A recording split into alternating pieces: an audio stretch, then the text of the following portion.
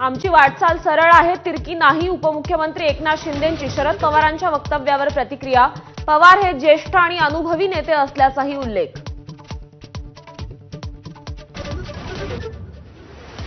शरद पवारांच्या राष्ट्रवादीची मंडल यात्रा आज गोंदियात पोहोचणार. ओबीसींच्या जागरासाठी जयस्तंभ चौकात सभेचं आयोजन.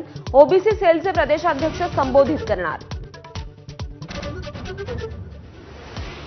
भंडारा जिल्हा दूध उत्पादक सहकारी संस्थेचा आज मेळावा. भाजप शिवसेनेचे आमदार एका मंचावर येतील का याकडे लक्ष. नुकताच परिणय फुकेंच्या शिवसेनेबाबतच्या विधानानं झाला होता वाद. जम्मू काश्मीरमध्ये शिंदेंच्या सेनेचं ऑपरेशन टायगर. ठाकरेंच्या शिवसेनेच्या राज्यप्रमुख मनीषा सहानींचा आज शिंदे सेनेत प्रवेश होणार असल्याची चर्चा. कालच सहानी यांनी घेतली होती उदय सामंतांची भेट.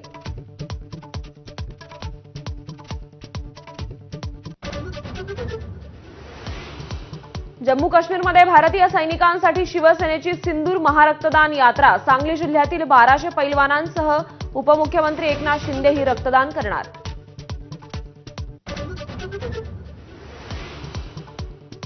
उपमुख्यमंत्री एकनाथ शिंदेंकडून 31व्या ठाणे वर्षा मॅरेथॉनला हिरवा झेंडा. राष्ट्रीय आणि आंतरराष्ट्रीय धावपटूंसह जवळपास 25,000हून अधिक धावपटूंचा सहभाग.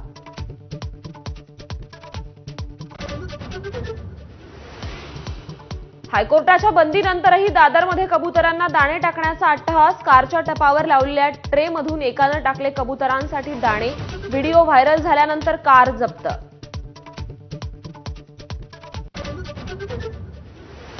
पंढरपुरात वाळू माफियांचा मुजोरपणा. अवैधरित्या वाळू उत्खनन करताना कारवाई केल्यानं थेट माढ्याच्या तहसीलदाराला जीवे मारण्याचा प्रयत्न.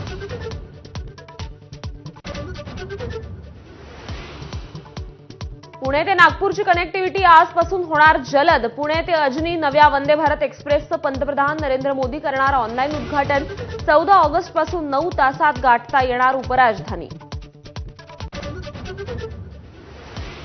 श्रावण मासातील तिसऱ्या श्रावणी सोमवार निमित्त जादा बसेसचं नियोजन. उद्या ब्रह्मगिरी प्रदक्षिणेला अधिक महत्त्व असल्यानं त्र्यंबकेश्वर मंदिरात हजारो भाविक दाखल होणार.